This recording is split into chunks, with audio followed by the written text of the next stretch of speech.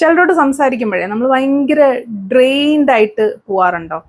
അല്ലെങ്കിൽ ചിലപ്പോൾ നമ്മൾ ആകെ കൺഫ്യൂസ്ഡ് ആയിട്ട് പോകാറുണ്ടോ? ഇപ്പം നമ്മൾ ഒത്തിരി കാര്യങ്ങൾ സംസാരിക്കുന്നു എന്ന് വയ്ക്കുന്നു, പക്ഷെ നമ്മൾ പറയുന്ന കാര്യങ്ങൾ കേൾക്കാനോ അല്ലെങ്കിൽ നമ്മളുടെ ഇമോഷൻസ് ഒന്ന് വാലിഡേറ്റ് ചെയ്യാനോ ഓപ്പോസിറ്റ് നിൽക്കുന്ന പാർട്ടി തയ്യാറാവുന്നില്ല. നമ്മുടെ എല്ലാ കാര്യങ്ങളും അങ്ങ് ഡിസ്മിസ് ചെയ്ത് വിടുകയാണ്. ഓൺ ദ അതർ ഹാൻഡ് അവരുടെ വിഷമങ്ങളും കാര്യങ്ങളും പ്രശ്നങ്ങളും ഒക്കെ പറയുവാണ്. അവർ ഭയങ്കരമായ പ്രശ്നത്തിൽ കൂടെ പോവാണ്, നമ്മൾ അവർക്ക് സപ്പോർട്ട് ചെയ്യണം എന്നൊക്കെ പറയുന്നു. ചില കാര്യങ്ങളിൽ നമുക്ക് സപ്പോർട്ട് ചെയ്യാൻ താല്പര്യം ഇല്ലെങ്കിൽ പോലും നമുക്ക് അത് നോ പറയാനോ അല്ലെങ്കിൽ നമുക്കൊരു കൺട്രോൾ കിട്ടുന്നില്ല. ആ ഒരു കൺവെർസേഷനിൽ നമുക്കൊരു കൺട്രോൾ കിട്ടുന്നില്ല. ചില കാര്യങ്ങൾ നമുക്ക് ഇഷ്ടമില്ലെങ്കിൽ പോലും ചെയ്യേണ്ടതായിട്ട് വരുന്നു. നമ്മളെ കൊണ്ട് ചെയ്യിപ്പിക്കുന്നു എന്ന് വേണമെങ്കിൽ പറയാം. നമുക്ക് നമ്മുടെ കൺട്രോൾ കംപ്ലീറ്റ്ലി പോയിട്ട് ഇത് നൂറിക്കൊണ്ട് വരാനും പറ്റത്തില്ല. കാരണം നമുക്കൊരു ഗിൽറ്റ് ഫീലിംഗ് ഉണ്ടാവും. നമ്മൾ ഇട്ടേച്ചു പോകുന്നു അല്ലെങ്കിൽ നമ്മളായിട്ട് എന്തെങ്കിലും മോശമായിട്ടൊരു കാര്യം ഓപ്പോസിറ്റ് നിൽക്കുന്ന ആൾക്ക് ചെയ്യുന്നു എന്നൊരു തോന്നല്, ഒരു കൺഫ്യൂഷനൊക്കെ വരുന്ന ഒരു സാഹചര്യത്തിൽ കൂടെ നിങ്ങൾ കടന്നു പോയിട്ടുണ്ടോ? നിങ്ങൾ ചിലപ്പം ഒരു മാനിപ്പുലേഷനിലൂടെ കടന്നു പോകുന്നതാവാം. മാനിപ്പുലേഷൻ എന്ന് പറയുമ്പോൾ നമുക്ക് ഇൻറ്റൻഷനലി നമ്മളെ മാനിപ്പുലേറ്റ് ചെയ്യുന്ന ആൾക്കാരും ഉണ്ട്. എന്നാൽ ചിലർ അവരുടെ ഒരു വളർന്നു വന്ന സാഹചര്യം അല്ലെങ്കിൽ അവരുടെ സിറ്റുവേഷൻ അല്ലെങ്കിൽ ഒരു സാഹചര്യം വെച്ചിട്ട് ഓരോരോ സാഹചര്യം വെച്ചിട്ട് അങ്ങനെ ചെയ്യുന്ന ആൾക്കാരും ഉണ്ട്. അപ്പം അങ്ങനെ സാഹചര്യത്തിൻ്റെ സമ്മർദ്ദം മൂലം ചെയ്യുന്നതിനെ നമുക്കൊന്നും പറയാനില്ല. നമ്മളും പലതവണ അങ്ങനെ ഒരു മാനിപ്പുലേഷൻ ടെക്നിക്സ് ഒക്കെ എടുത്തിട്ടുണ്ടാവാം.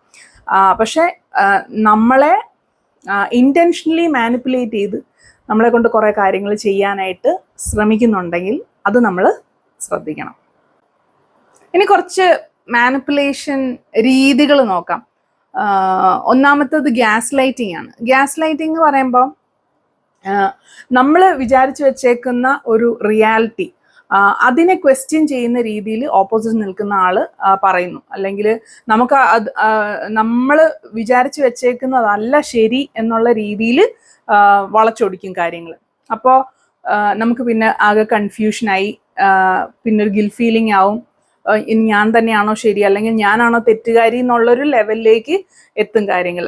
അത് എപ്പോഴും അവരുടെ സൈഡ് ക്ലിയർ ചെയ്യാനോ അല്ലെങ്കിൽ പല കാര്യങ്ങൾ ഡിനൈ ചെയ്യാനോ വേണ്ടിയിട്ട് നമ്മളെ മാനിപ്പുലേറ്റ് ചെയ്യാറുണ്ട്.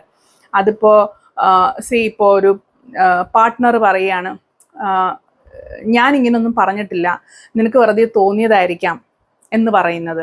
അല്ലെങ്കിൽ ഇപ്പോൾ നമ്മൾ എന്തെങ്കിലും ഒരു ജോലി ഒരാളെ ഏൽപ്പിക്കുന്നു, അയാളത് ചെയ്യാതെ തിരിച്ചു വന്നിട്ട് പറയുന്നു, എന്നോട് ഇതൊന്നും പറഞ്ഞിട്ടില്ലായിരുന്നു, പറഞ്ഞിരുന്നെങ്കിൽ ഞാൻ ചെയ്താനേ എന്ന് പറയുമ്പോൾ നമ്മൾ കൺഫ്യൂസ്ഡ് ആവും. നമ്മൾ പറഞ്ഞാണല്ലോ, ഇല്ല നിങ്ങൾ പറയാത്തോണ്ടാണ് ഞാൻ ചെയ്യാത്തത് എന്ന് പറഞ്ഞു കഴിഞ്ഞാൽ അവിടെ തീർന്നു. അപ്പം നമുക്ക് ഡൗട്ടാവും, ഇനി എൻ്റെ മെമ്മറിക്ക് എന്തെങ്കിലും പ്രശ്നമാണോ അതോ ഇനി ഞാൻ പറയാഞ്ഞിട്ടാണോ. അപ്പോൾ ഭയങ്കര ഫേമായിട്ടായിരിക്കും ഇവർ പറയുന്നത്. അപ്പം നമ്മൾ നമ്മുടെ കൺസേൺ എക്സ്പ്രസ് ചെയ്യുന്ന സമയത്ത് മിക്കവാറും നമ്മൾ ഓപ്പോസിറ്റിൽ നിന്ന് കേൾക്കുന്നത്, നിങ്ങൾ ഭയങ്കര ഓവർ റിയാക്ടിങ് ആണ്, ഇതിനൊക്കെ ഇത്ര പ്രശ്നം ഉണ്ടാക്കേണ്ട ആവശ്യമുണ്ടോ, ചെയ്തില്ലെന്നല്ലേ ഉള്ളൂ, നമുക്കത് ചെയ്യാം, പറഞ്ഞാൽ മതിയല്ലോ.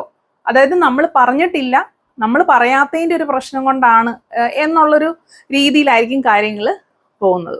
അപ്പം നമ്മളെ മാനിപ്പുലേറ്റ് ചെയ്യാൻ ശ്രമിക്കുന്നു എന്ന് നമ്മൾ മനസ്സിലാക്കുകയാണെങ്കിൽ പിന്നെ നമ്മൾ സെറ്റ് ചെയ്യേണ്ട കാര്യങ്ങൾ ബൗണ്ടറീസ് ആണ്.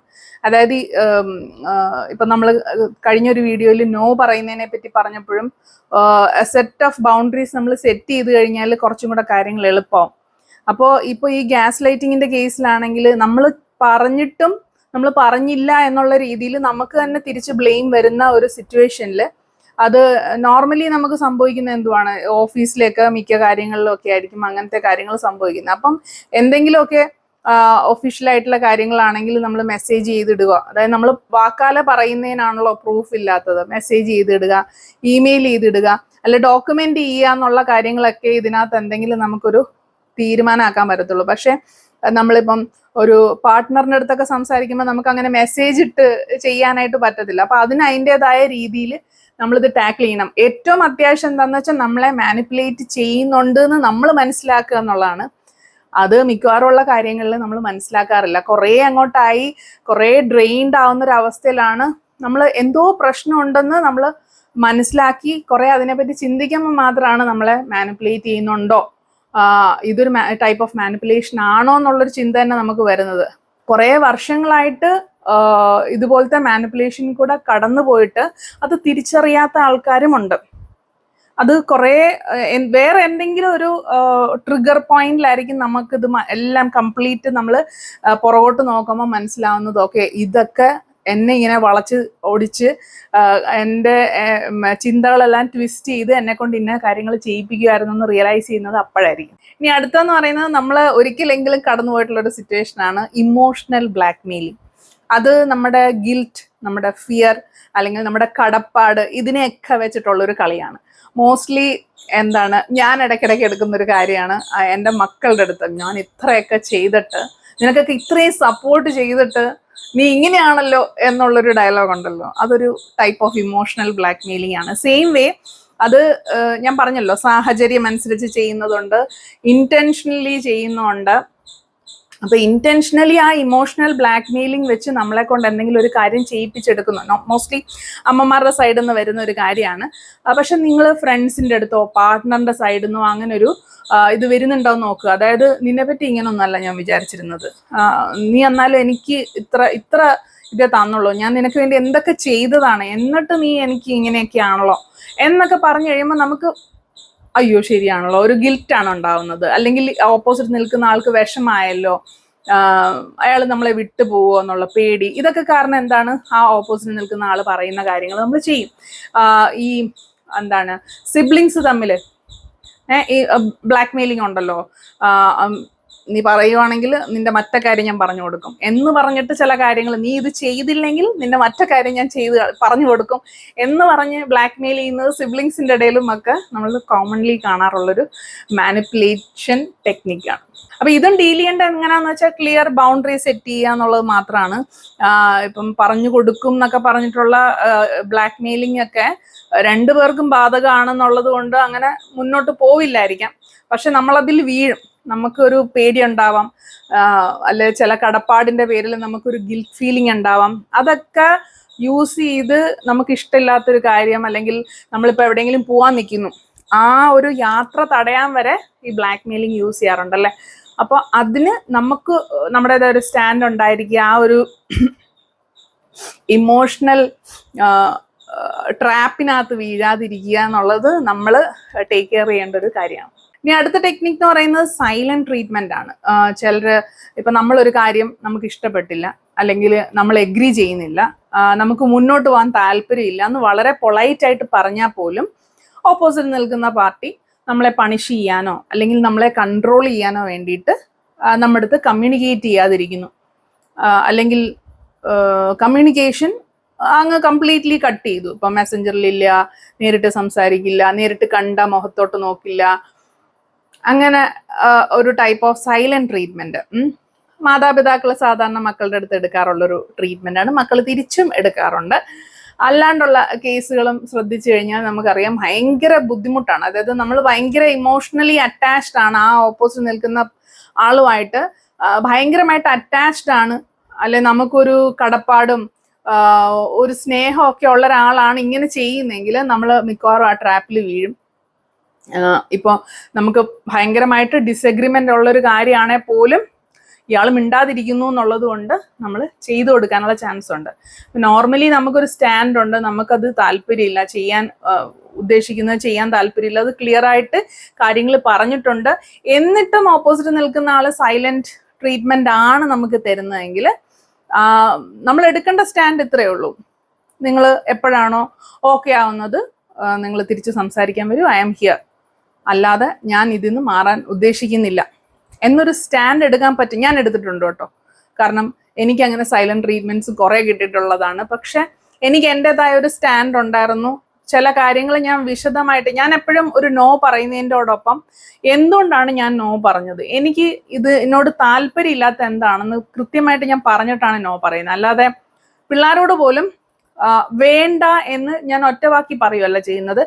ഇന്ന റീസൺ ഉണ്ട്, ഇതുകൊണ്ടാണ് ഞാൻ നോ പറഞ്ഞത് എന്ന് പറഞ്ഞാണ് നോ പറയാറ്. അല്ലെങ്കിൽ എനിക്കിത് താല്പര്യമില്ല, എനിക്കിത് ഇഷ്ടമില്ല, എനിക്കിതുമായിട്ട് സഹകരിക്കാൻ വയ്യാന്ന് പറയുന്നതിന് വ്യക്തമായ റീസൺ കൊടുത്തിട്ടാണ്, അല്ല ഒറ്റവാക്കിലല്ല പറയാറ്. അപ്പൊ ഇത്രയും റീസൺ പറഞ്ഞിട്ടും ഓപ്പോസിറ്റ് നിൽക്കുന്ന ആളും ഇല്ല കട്ടീസ് എന്ന് പറഞ്ഞു പോവുകയാണെങ്കിൽ പോട്ടെന്ന് വയ്ക്കും, അത്രേ ഉള്ളൂ.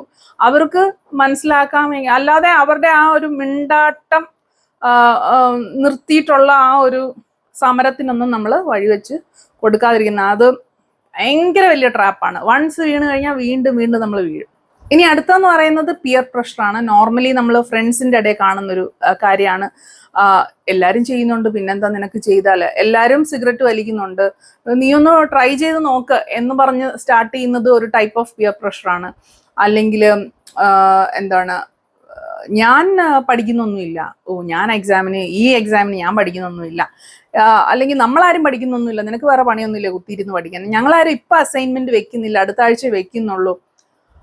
അപ്പോൾ ആ ഒരു പ്രഷർ ഉണ്ടല്ലോ, അത് മോസ്റ്റ്ലി കുഞ്ഞു പിള്ളേർക്ക്, അതായത് ഒരു സ്കൂൾ കോളേജിലൊക്കെ പഠിക്കുന്ന പിള്ളേർക്ക് ഈ പിയർ പ്രഷർ എന്ന് പറയുന്നത് ഒരു വല്ലാത്ത പ്രഷർ തന്നെയാണ്. അപ്പൊ അവരും ഇവരോടൊപ്പം ചേർന്നില്ല, ഓഡ് ഓൺ ഔട്ടായിട്ട് നിൽക്കുവാണെങ്കിൽ നമ്മളെ ഗ്രൂപ്പിൽ ചേർക്കത്തില്ല, നമുക്ക് ഒറ്റയ്ക്ക് നിൽക്കേണ്ടി വരും, അല്ലെങ്കിൽ അങ്ങനെ ഒരു പ്രഷർ വന്നിട്ട് ഇവർക്ക് ഇഷ്ടമില്ലാത്ത കാര്യങ്ങള് ആ ഗ്രൂപ്പിന്റെ കൺട്രോളിലേക്ക് കാര്യങ്ങൾ പോവും, അങ്ങനെ തന്നെ ചെയ്യേണ്ടതായിട്ട് വരും. അപ്പോൾ ഇഷ്ടമില്ലാത്ത കാര്യങ്ങൾ നമുക്ക് ചെയ്യേണ്ടി വരും. പിന്നെ അത് ഫാമിലിയിലും സംഭവിക്കാറുണ്ട്. ഇപ്പൊ നമ്മുടെ ഫാമിലിയിൽ ആരും ഇങ്ങനൊന്നും ചെയ്തിട്ടില്ല, ഞങ്ങളുടെ ഫാമിലിയിൽ ഇങ്ങനെയാണ് അതിൻ്റെ രീതി എന്നൊക്കെ പറഞ്ഞിട്ടുള്ള ഡയലോഗ്സ് ഉണ്ടല്ലോ, അല്ലെങ്കിൽ നമ്മളെല്ലാവരും എല്ലാ ദിവസവും ഇങ്ങനെയാണ് ചെയ്യാറ്, നീ മാത്രം എന്താ ഇങ്ങനെ ഡിഫറെന്റ് എന്ന് പറയുന്ന ആ ഒരു പ്രഷർ, അതിൽ നിന്ന് മാറി നിന്നാൽ എപ്പോഴും റിബലായിരിക്കും ആള്. അപ്പൊ ആ ഒരു പ്രഷർ നമ്മൾ റിയലൈസ് ചെയ്യണം, നമ്മൾ അതിനെ ഒന്ന് മനസ്സിലാക്കണം. നമുക്ക് വാല്യുബിൾ അല്ല, അല്ലെങ്കിൽ നമ്മുടെ വാല്യൂസുമായിട്ട് അലൈൻഡ് അല്ലാത്തൊരു കാര്യം പിയർ പ്രഷർ കാരണം നമ്മൾ ചെയ്യണമെന്നൊരു നിർബന്ധമില്ല. പിന്നെ ഫ്രണ്ട്സുമായിട്ടുള്ള ഒരു ഇരിപ്പ് വശം, അല്ലെങ്കിൽ ആ ഒരു ഫ്രണ്ട്ഷിപ്പിന്റെ ഭാഗമായിട്ട് നമുക്ക് ചെയ്യാം. പക്ഷെ മോശമായ കാര്യങ്ങൾ നമുക്ക് ഈ പിയർ പ്രഷർ കാരണം ചെയ്യണം എന്ന് പറയുന്നത് നമ്മൾ തന്നെ നമ്മുടെ ഒരു ഇൻസ്റ്റിങ്ക്റ്റ് വെച്ച് നമുക്ക് അത് മനസ്സിലാക്കിയെടുക്കാൻ, ഒരു വേർതിരിച്ചെടുക്കാനും അതിന് തക്കതായ രീതിയിൽ റെസ്പോണ്ട് ചെയ്യാനും കഴിയണം. ഇനി അടുത്തെന്ന് പറയുന്നത് പ്ലേയിങ് ദ വിക്ടിം ആണ്. ചുമ്മാ ഇങ്ങനെ പദം പറഞ്ഞുകൊണ്ടിരിക്കും, എനിക്ക് മാത്രമാണല്ലോ ഇത്രയും ബുദ്ധിമുട്ടുള്ളത്, അല്ലെങ്കിൽ ഞാൻ എന്തോരം സഹിക്കുന്ന, എന്തൊക്കെ കാര്യങ്ങളാണ് എനിക്കുള്ളതെന്നൊക്കെ പറഞ്ഞ് അങ്ങ് പറഞ്ഞുകൊണ്ടേയിരിക്കും. അപ്പൊ നമ്മള് കുറേ ഇത് കേട്ട് കഴിയുമ്പോൾ നമ്മൾ മൊത്തം ഡ്രെയിൻഡ് ആവും എന്നുള്ളതാണ് ഞാൻ പോയിക്കൊണ്ടിരുന്ന ഒരവസ്ഥയുണ്ട്. ഭയങ്കരമായിട്ട്, അതായത് നമ്മൾ വലിയ കാര്യമായിട്ട് സംസാരിക്കാനായിട്ട് വിളിക്കുമ്പോൾ, അല്ലെങ്കിൽ നമ്മുടെ ഒരു നല്ല കാര്യം പറയാനായിട്ടോ, അല്ലെങ്കിൽ നമ്മുടെ തന്നെ വിഷമം നമ്മൾ പറയാനായിട്ട് പോകുമ്പോൾ നമ്മുടേതിനെ അതങ്ങ് കംപ്ലീറ്റ്ലി ഡിസ്മിസ് ചെയ്യും.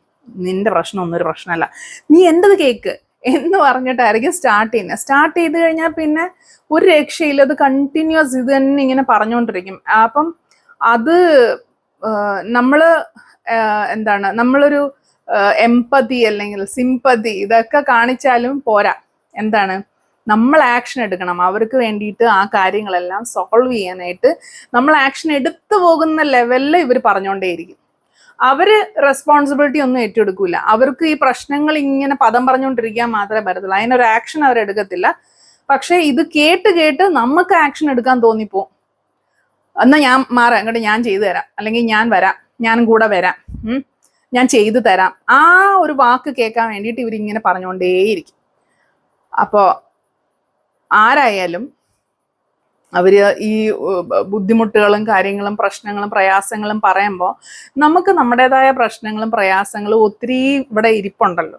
അപ്പൊ ആ കാര്യങ്ങളൊക്കെ ചെയ്തങ്ങ് മുന്നോട്ട് പോകുന്നല്ലേ എന്നുള്ളത്. നമുക്കൊരു ഒരു ലെവലുണ്ട് ഒരാളെ ഹെൽപ്പ് ചെയ്യുന്നതിന്, അല്ലെങ്കിൽ നമുക്കൊരു എംപതൈസ് ചെയ്യുന്നതിനൊക്കെ ഒരു ലെവലുണ്ട്. അത് കഴിഞ്ഞിട്ട് നമ്മുടെ കാര്യങ്ങളെല്ലാം അവിടെ ഇട്ടേച്ച് വേറൊരാളുടെ ഒരു ബുദ്ധിമുട്ടും തലവേദനയും എല്ലാം എടുത്ത് നമ്മൾ തലയിൽ വെക്കേണ്ട ഒരാവശ്യമില്ല.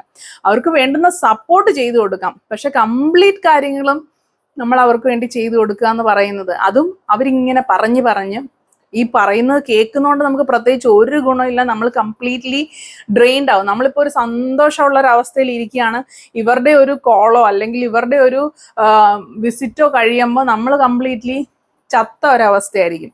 അപ്പൊ അങ്ങനെയുള്ളവരെയൊക്കെ ഇപ്പം ഇതിനു മുന്നേ എനിക്ക് ഒന്ന് വീഡിയോസ് ചെയ്തിട്ടുണ്ട്, എങ്ങനെ ഈ ടോക്സിക് പീപ്പിളിനെ ഹാൻഡിൽ ചെയ്യും, എങ്ങനെ നമ്മൾ പയ്യെ സ്കൂട്ടാവും എന്നുള്ളത്. കാരണം ഇവരെയൊക്കെ നമ്മളെടുത്ത് നമുക്കൊരു എന്താണ്, രണ്ടുപേര് തമ്മിൽ സംസാരിക്കുമ്പോൾ നമുക്ക് മ്യൂച്വലി നമുക്ക് ഗുണം ഉണ്ടാവണം അല്ലേ. അല്ലാതെ ഒരാൾ ഫുള്ളി ഡ്രെയിൻഡ് ആവുകയും മറ്റൊരാള് കൺട്രോൾ ചെയ്യുന്ന ഒരവസ്ഥ എന്ന് പറയുന്നത് ഒട്ടും നല്ലൊരു അവസ്ഥയൊന്നുമല്ല. അത് ചിലർ ഇന്റൻഷനലി ചെയ്യുന്നതാണെങ്കിൽ നമ്മളത് മനസ്സിലാക്കി നമ്മളുടെ ഒരു നല്ല കാര്യത്തിന് വേണ്ടിയിട്ട് മാറുക. ഞാൻ ഇടയ്ക്ക് എൻ്റെ മോളുമായിട്ട് സംസാരിക്കുമ്പോഴും കുറേ കാര്യങ്ങൾ പറയുമ്പോൾ അവൾക്കും എന്താണ് സ്കൂളിലൊക്കെയുള്ള പ്രശ്നങ്ങളൊക്കെ വന്ന് പറയുമ്പോൾ ഞാൻ പറയും ഇതൊക്കെ ഓക്കെയാണ്. ചിലരുടെ കാര്യങ്ങൾ അല്ലെങ്കിൽ ചിലർ കൺട്രോൾ ചെയ്യുന്നു അല്ലെങ്കിൽ ചിലർ അവളെ ഭീഷണിപ്പെടുത്തുന്നു എന്നൊക്കെ പറയുമ്പോൾ ഞാൻ പറയും നമ്മൾ ഒഴിഞ്ഞു മാറാനുള്ളിടത്ത് ഒഴിഞ്ഞു മാറുക, തിരിച്ചു പറയാനുള്ളിടത്ത് തിരിച്ചു പറയുക. പക്ഷെ നമ്മളെ മാനിപ്പുലേറ്റ് ചെയ്യുന്ന ആൾക്കാരെ നമ്മൾ നോട്ട് ചെയ്ത് വെക്കുക.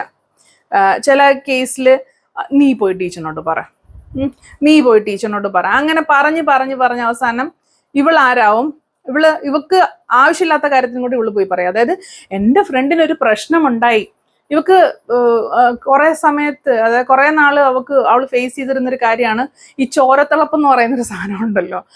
അതായത് അവളുടെ കൂടെ പഠിക്കുന്ന പിള്ളേരിൽ ആർക്കെങ്കിലും എന്തെങ്കിലും പ്രശ്നമുണ്ട്, അവൾക്ക് ഓക്കെയാണ് ആ സിറ്റുവേഷൻ. പക്ഷെ ബാക്കിയുള്ള ഫ്രണ്ട്സിന് അല്ലെങ്കിൽ അവളുടെ ആ ഗ്രൂപ്പിലെ ഫ്രണ്ട്സിന് ഒരു പ്രശ്നമുണ്ട്, അതുകൊണ്ട് ഞാൻ പോയി ടീച്ചറിൻ്റെ അടുത്ത് സംസാരിക്കും. എന്നിട്ട് ടീച്ചർ PTA മീറ്റിങ്ങിൻ്റെ അന്ന് എൻ്റെ അടുത്ത് പറയും this kid is so fussy, എപ്പോഴും കംപ്ലൈന്റ് ആണ്, ഒരു രക്ഷയില്ല. അപ്പൊ ഞാൻ അന്നോട് ചോദിച്ചു, അന്ന എന്താ പ്രശ്നം? അത് അവർക്ക് വേണ്ടിയിട്ടാണ് ഞാൻ പറഞ്ഞത്. അപ്പൊ ഇത് കേട്ടപ്പോൾ ഞാൻ പറഞ്ഞു, അവർക്ക് വേണമെങ്കിൽ അവര് പോയി പറഞ്ഞോളൂ, എൻ്റെ മോള് പോയി പറയണ്ട. നിനക്ക് എന്തെങ്കിലും പ്രശ്നമുണ്ടെങ്കിൽ നീ സ്പെസിഫിക്കാ പോയി പറയണം. അത് നിനക്ക് ഇന്ന പ്രശ്നമുണ്ട്, എനിക്കിത് ഡീൽ ചെയ്യാൻ പറ്റുന്നില്ല, അല്ലെങ്കിൽ ഇതിന് ടീച്ചർ ഒരു തീരുമാനമാക്കി തരണം എന്ന് നീ പോയി നിന്റെ കാര്യത്തിന് പറയുന്ന ഓക്കെ. വേറൊരാൾക്ക് വക്കാലത്ത് പോയി പറയേണ്ട ആവശ്യമില്ല. അത് എൻ്റെ ലൈഫിൽ ഞാൻ പഠിച്ച കാര്യമാണ്. ഞാനും ഇതുപോലെ ചോരത്തിളപ്പിൽ ഒത്തിരി കാര്യങ്ങൾ ചെയ്തിട്ടുണ്ട്. എനിക്ക് ദോഷം ഉണ്ടായതല്ല, അത് ഒരു പ്രത്യേകിച്ച് ഗുണമൊന്നും ഉണ്ടായിട്ടില്ല. നമ്മളൊരു ഫ്രണ്ട്ഷിപ്പിന്റെ പേരിൽ ഒരു ലെവൽ ഓഫ് അക്നോളജ്മെന്റും കാര്യങ്ങളും ഒക്കെ കാണിച്ചാൽ മതി, അല്ലാണ്ട് ഒരു സപ്പോർട്ടൊക്കെ കൊടുത്താൽ മതി. അല്ലാതെ നമ്മൾ പോയി മുന്നിൽ പോയി നെഞ്ചു വിരിച്ച് നിന്ന് വെടിയുണ്ട മേടിക്കേണ്ട ഒരാവശ്യവും ഇല്ല. അപ്പൊ പറയുന്ന കേൾക്കുമ്പോൾ ഇതൊക്കെ ഭയങ്കര ഒരു സെൽഫിഷ് അപ്രോച്ചായിട്ട് തോന്നാം. പക്ഷെ നമുക്ക് ഒത്തിരി കാര്യങ്ങൾ, ഡ്രീംസ് ഉണ്ട്, നമ്മളുടെ വർക്കുണ്ട്, നമ്മളുടെ ഫാമിലിയിലായാലും അല്ലാണ്ടായാലും നമുക്ക് ഒത്തിരി പ്രശ്നങ്ങൾ ഡീൽ ചെയ്യാൻ നമുക്ക് തന്നെയുണ്ട്. അപ്പോൾ നമ്മൾ ഈ ഫുള്ളി ഡ്രെയിൻഡ് ആവുന്നൊരവസ്ഥ, നമുക്ക് ഈക്വലി സപ്പോർട്ടീവ് ആയിട്ട് ഒരാൾക്ക് ഹെൽപ്പ് ചെയ്യുന്നതാണക്കല്ല നമ്മൾ ഭയങ്കര ഡ്രെയിൻഡ് ആയിട്ട് നമ്മളെ മാനിപ്പുലേറ്റ് ചെയ്യുന്ന ഒരാൾക്ക് സപ്പോർട്ട് ചെയ്യുന്നത്. ഇപ്പൊ ഈ സ്കൂളിലൊക്കെ താൻ പോയി പറയടോ എന്ന് പറയുന്നത് തന്നെ ഒരു ടൈപ്പ് ഓഫ് മാനിപ്പുലേഷൻ ആണ്. എന്തുകൊണ്ട് അവർക്ക് പറഞ്ഞൂടെ? അവരുടെ കാര്യം അവർക്ക് പറഞ്ഞൂടെ? വേറൊരാളെ കൊണ്ട് പറയിപ്പിക്കേണ്ട ആവശ്യം എന്താണ്?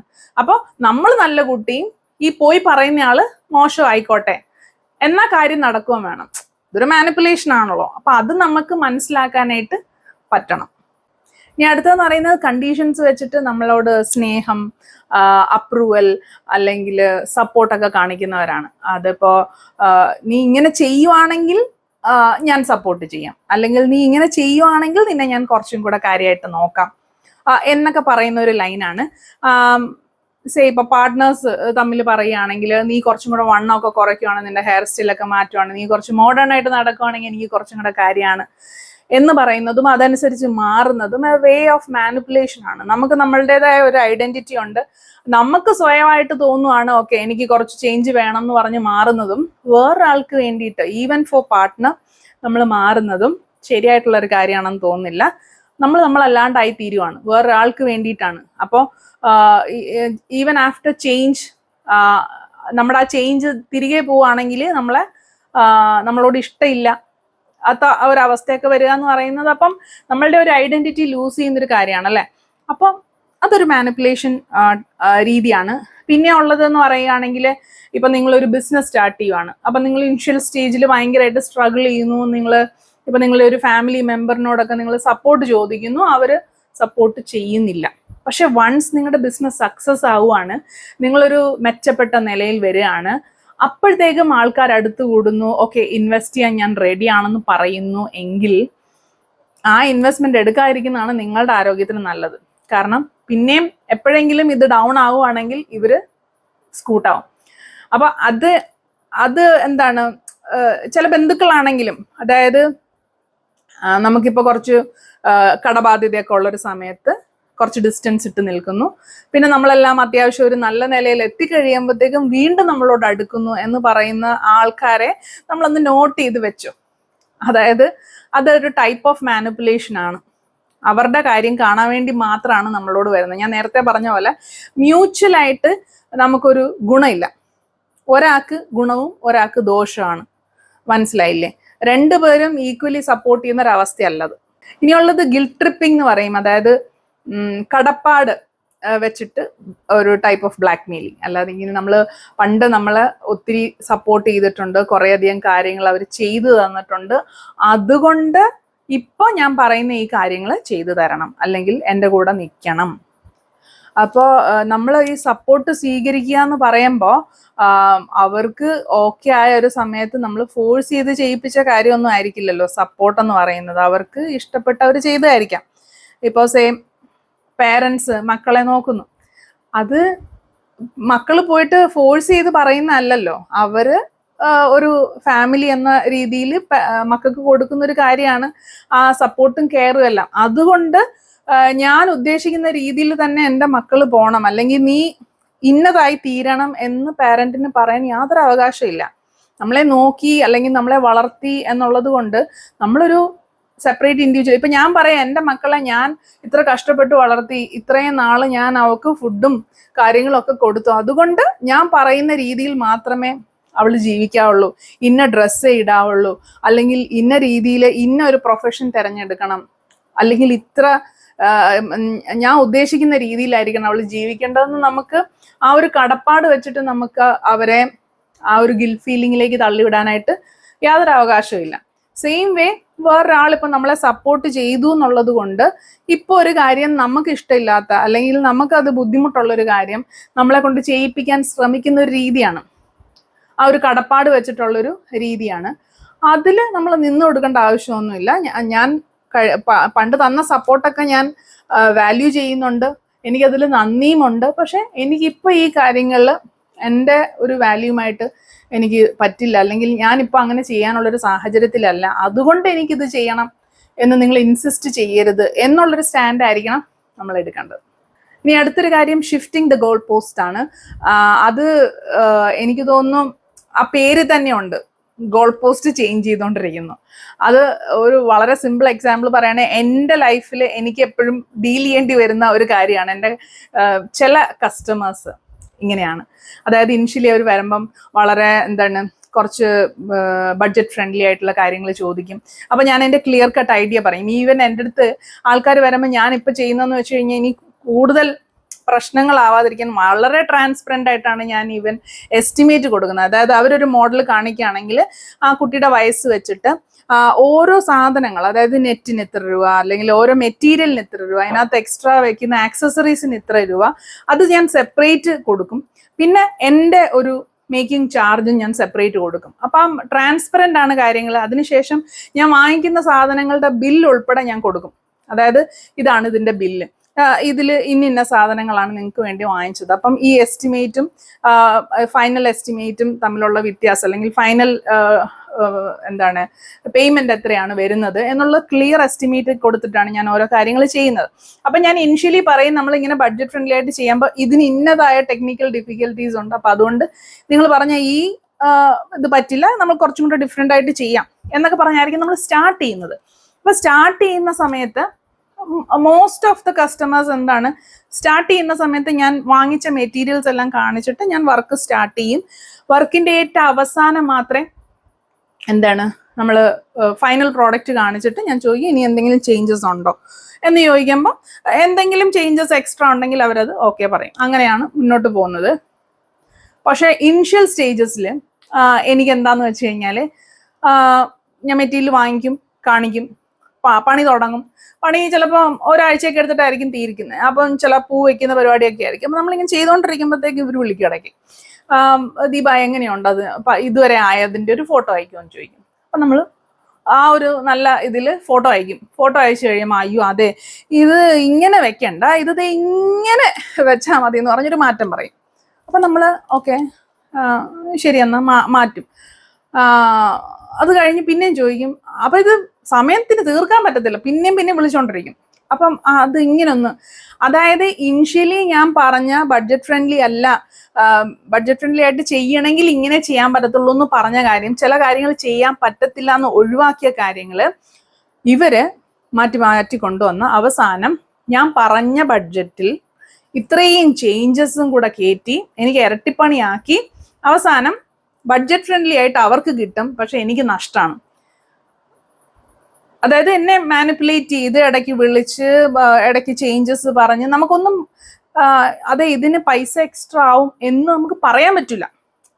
ഇത് ഈ ചേഞ്ച് ചെയ്യുന്നത് എനിക്ക് ഇരട്ടി പണിയാണ്, ഇതിന് ഞാൻ പറഞ്ഞ പോലെ ഇത്ര എമൗണ്ട് ആവുമെന്ന് പറയാനുള്ളൊരു ഗ്യാപ്പ് തരൂല, അല്ലെങ്കിൽ നമുക്കത് പറയാൻ പറ്റില്ല. മോസ്റ്റ്ലി മാനിപ്പുലേഷൻ നടക്കുന്ന സമയത്ത് നമ്മുടെ കൺട്രോൾ നഷ്ടപ്പെടും, നമുക്കൊന്നും പറയാൻ പറ്റൂല. അപ്പൊ അങ്ങനത്തെ ഒരു അവസ്ഥയിലേക്ക് കൊണ്ടുവന്ന് അവരവരുടെ കാര്യം സാധിച്ചുകൊണ്ട് പോകും. നമ്മൾ ഫുള്ളി ഡ്രെയിൻഡ് ആവും, നമ്മൾ അത്രയും മെനക്കെട്ടതും നമ്മൾ ആദ്യം പറഞ്ഞ സ്റ്റാൻഡിൽ നമുക്ക് നിൽക്കാൻ പറ്റാത്തതൊക്കെ ഒരു വിഷയമാണ്. അതാണ് ഷിഫ്റ്റിംഗ് ദ ഗോൾ പോസ്റ്റിന് ഒരു കറക്റ്റ് എക്സാമ്പിൾ പറയണമെങ്കിൽ. അതിനുശേഷം ഇപ്പം ഞാൻ എന്നാ വെച്ചാൽ ഇടയ്ക്ക് ഇപ്പോൾ ചില അത്യാവശ്യപ്പെട്ട വലിയ വർക്കൊക്കെ വരുമ്പോഴത്തേക്കും ഇവരിങ്ങനെ കസ്റ്റമേഴ്സ് പറയാണ് എനിക്കതിൻ്റെ പകുതിയിൽ വെച്ച് എനിക്കൊരു ഫോട്ടോ വേണം, ഇപ്പം ഇതുവരെ എന്തായി എന്ന് അറിയാനൊരു ഭയങ്കര ആകാംക്ഷ എന്ന് പറഞ്ഞ് വിളിച്ചാൽ ഞാൻ കാണിക്കാറില്ല. ഞാൻ പറയും എനിക്കിങ്ങനെ പ്രീവിയസ് എക്സ്പീരിയൻസ് ഉണ്ട്, കാണിച്ചു കഴിഞ്ഞാൽ നിങ്ങൾക്ക് ഉടനെ ചേഞ്ച് തോന്നും. അതുമല്ല ഫുള്ളി ആവാതെ നിങ്ങളത് കണ്ടു കഴിഞ്ഞാൽ നിങ്ങൾക്ക് ഇതിൽ ഇന്ന ചേഞ്ചും കൂടെ ചെയ്താലോ, ഇവിടെ ഒരു മുത്ത് വെച്ചാലോ എന്നൊക്കെ ഉള്ളൊരു തോന്നലുണ്ടാവും. അതുകൊണ്ട് നമ്മൾ ആദ്യം എഗ്രി ചെയ്ത് എന്താണോ അത് ഞാൻ ഫുള്ളി കംപ്ലീറ്റ് ചെയ്യാം. കംപ്ലീറ്റ് ചെയ്തിട്ട് നിങ്ങൾക്ക് എന്തെങ്കിലും ചേഞ്ച് ഉണ്ടെങ്കിൽ അതിന് എക്സ്ട്രാ പേയ്മെന്റ് ആണ്. ഇങ്ങനെ പറഞ്ഞു തന്നെയാണ്. കാരണം ഓൾറെഡി ഞാൻ ബഡ്ജറ്റ് ഫ്രണ്ട്ലി ആയിട്ടാണ് ചെയ്യുന്നത്, ഇനി ഇതിലും കുറച്ച് എനിക്ക് ചെയ്യാൻ വയ്യ.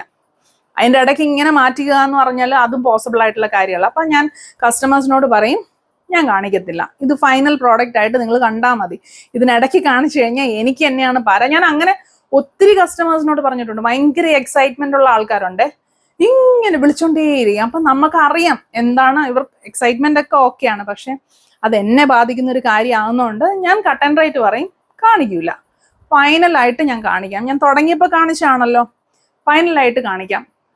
എന്നിട്ട് നിങ്ങൾ എന്തെങ്കിലും ചേഞ്ച് ഉണ്ടെങ്കിൽ പറയും. അപ്പൊ എനിക്ക് പിന്നെ പറയാൻ എളുപ്പമാണ്. മറ്റേത് എനിക്ക് കൺട്രോൾ കിട്ടത്തില്ല. ഇവരിടയ്ക്കിടയ്ക്ക് അന്ന് അതൊന്നും നോക്കട്ടെ, ഇന്നത്തെ ഫോട്ടോ എന്നിട്ടെ എന്ന് പറഞ്ഞ് ചോദിച്ചോണ്ടേയിരിക്കും. ഇനി അടുത്തെന്ന് പറയുന്നത് ഫ്ലാറ്ററി വിത്ത് ഹിഡൻ ഇന്റൻഷൻസ് ആണ്.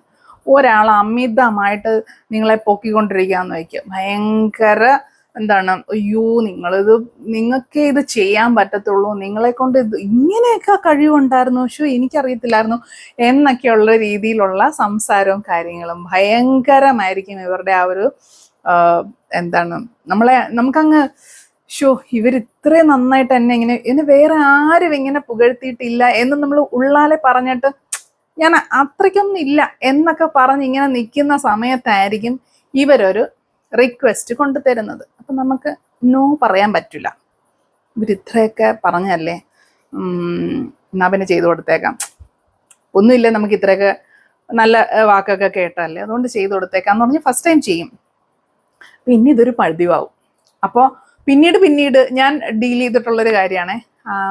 പിന്നീട് ഇവർ പൊക്കുമ്പോഴേ നമ്മൾ ദാ വരുന്നുണ്ട് അടുത്ത പണി എന്നൊരു മനസ്സിൽ നമുക്ക് തോന്നും. അപ്പം ഇപ്പൊ ബന്ധുക്കളുടെ അടുത്ത് പോവാണെങ്കിൽ നിനക്ക് നന്നായിട്ട് കുക്ക് ചെയ്യാനൊക്കെ അറിയാല്ലേ, മറ്റവൾക്കുണ്ടല്ലോ അവൾക്ക് ഒന്നും ഉള്ളി എരിയാൻ പോലും അറിയത്തില്ല എന്ന് പറഞ്ഞ് നമ്മളെ പയ്യെ പൊക്കിക്കൊണ്ടു വന്നിട്ട് അന്ന് അവിടെ ഉള്ള എല്ലാ പണിയും നമ്മളെ കൊണ്ട് ചെയ്യിപ്പിക്കും. അതൊരു എക്സാമ്പിളാണ്. രണ്ടാമത്തത് ഓഫീസിലിരിക്കുന്ന സമയത്ത് ദീപക് ഈ ഒരു വർക്ക് ഭയങ്കര ടാലന്റ് ആണല്ലേ, ഡോക്യുമെന്റേഷൻ സ്കിൽസ് ഒക്കെ ഭയങ്കരമാണ്, ഇതെങ്ങനെ ചെയ്യുന്നു എന്നൊക്കെ ചോദിച്ചിട്ട് എന്നെ കൊണ്ട് ഡോക്യുമെന്റേഷൻ പണി കൂട്ടി ചെയ്തിട്ടുള്ള അവസ്ഥകൾ ഉണ്ടായിട്ടുണ്ട്. അതെനിക്ക് ഓർമ്മയുള്ള കാര്യമാണ്.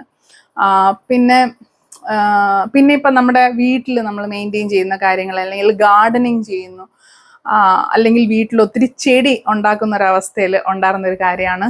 ചെടിയൊക്കെ കണ്ടു കഴിഞ്ഞപ്പോൾ ഓരോരുത്തർ വന്നിട്ട് ഇതൊക്കെ തന്നെ വെച്ചതാണോ, കൊള്ളാം കേട്ടോ, നന്നായിട്ടുണ്ട്, ഒരു തൈ തരുമോ, അല്ലെങ്കിൽ എൻ്റെ വീട്ടിൽ വന്ന് ഇതൊന്ന് ചെയ്തു തരൂ, ഇതൊന്ന് എനിക്ക് പറഞ്ഞു തരുമോ. ഒത്തിരി ടെക്നിക്സ് ഉണ്ട്. ഇപ്പം മറ്റേ കാള വാല് പൊക്കുമ്പോഴേ നമുക്കറിയാമെന്നുള്ളത്, ഇതൊക്കെ എക്സ്പീരിയൻസിൽ കൂടെ പഠിക്കുന്ന കാര്യങ്ങളാണ്. അപ്പോൾ ഇങ്ങനെയുള്ള മാനിപ്പുലേഷൻ ടെക്നിക്സും നമ്മൾ മനസ്സിലാക്കണം. പിന്നെ ഉള്ളത് ഡിസ്ഗൈസ്ഡ് ക്രിറ്റിസിസം ആണ്. ഈ മധുരത്തി പൊതിഞ്ഞ വിഷം എന്നൊക്കെ പറയുന്ന പോലത്തെ ഒരു സംഭവമാണ്. കറുപ്പാണെങ്കിലും നിന്നെ കാണാൻ നല്ല ഭംഗിയാണ്, പൊക്കമില്ലെങ്കിലും നീ ഇങ്ങനെയാണ്, അല്ലെങ്കിൽ ഈ ഡ്രസ്സ് നിനക്ക് ചേരുന്നുണ്ട് എന്നൊക്കെ പറയുന്ന ഒരു എന്താണ് ഒരു വളഞ്ഞു മൂക്കി പിടിക്കുന്ന ഒരു പരിപാടി ഉണ്ടല്ലോ. അത് നമ്മൾ നാട്ടിൻപുറത്ത് പോകുമ്പോഴാണ് ഞാൻ കൂടുതൽ ഫേസ് ചെയ്തേക്കുന്നത് അങ്ങനത്തെ കാര്യങ്ങൾ. അപ്പൊ നമുക്കതിന് എന്താണ് നമുക്കതിനെ ഒപ്പോസ് ചെയ്തൊന്നും പറയാൻ പറ്റൂല. നമ്മുടെ അടുത്ത് നമുക്ക് തിരിച്ച് പറയാനാണെങ്കിൽ അത്രയ്ക്ക് നല്ല നമ്മുടെ നിഖില വിമലിനെ പോലെയൊക്കെ നല്ല കുറിക്കൊള്ളുന്ന ഇത് പറയാൻ പറ്റുമെങ്കിൽ മാത്രമേ നമുക്ക് പറയാൻ പറ്റൂ. ഇല്ലെങ്കിൽ നമ്മളിത് കേട്ടോണ്ട് ഇങ്ങനെ തിരിച്ചു വരിക എന്നുള്ളതേ നടപ്പതുള്ളൂ.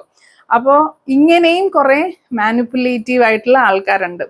അപ്പോൾ ഇവരെയൊക്കെ എല്ലാത്തിനും നമുക്കൊരു എന്താണ് സൊല്യൂഷൻ എന്ന് പറയുന്നത് നമുക്ക് ബൗണ്ടറി സെറ്റ് ചെയ്യുക, ഒരു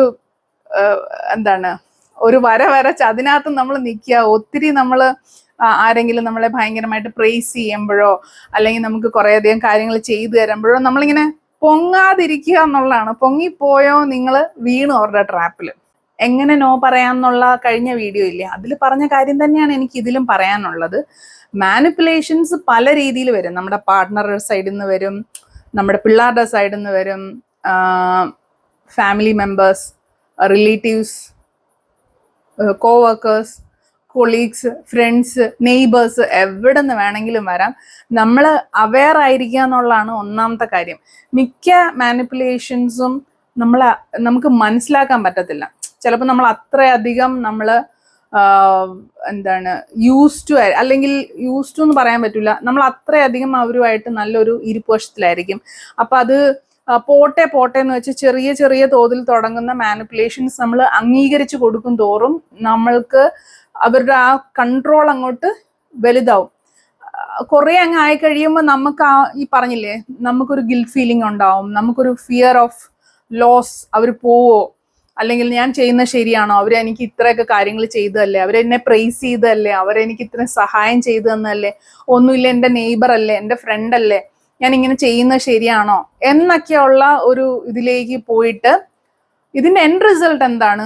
നമ്മൾ ഡ്രെയിൻഡ് ആവുകയാണ്, നമ്മൾ കൺഫ്യൂസ്ഡ് ആവുകയാണ്, നമ്മളെ ആരൊക്കെയോ കൺട്രോൾ ചെയ്യുകയാണ്, നമുക്ക് ഇഷ്ടമില്ലാത്ത കാര്യങ്ങൾ നമുക്ക് ചെയ്യേണ്ടതായിട്ട് വരികയാണ്. അപ്പോൾ ഇതിനെയൊക്കെ നമ്മളൊന്ന് അവെയർ ആയിട്ടിരിക്കുക, ബൗണ്ടറീസ് സെറ്റ് ചെയ്യുക.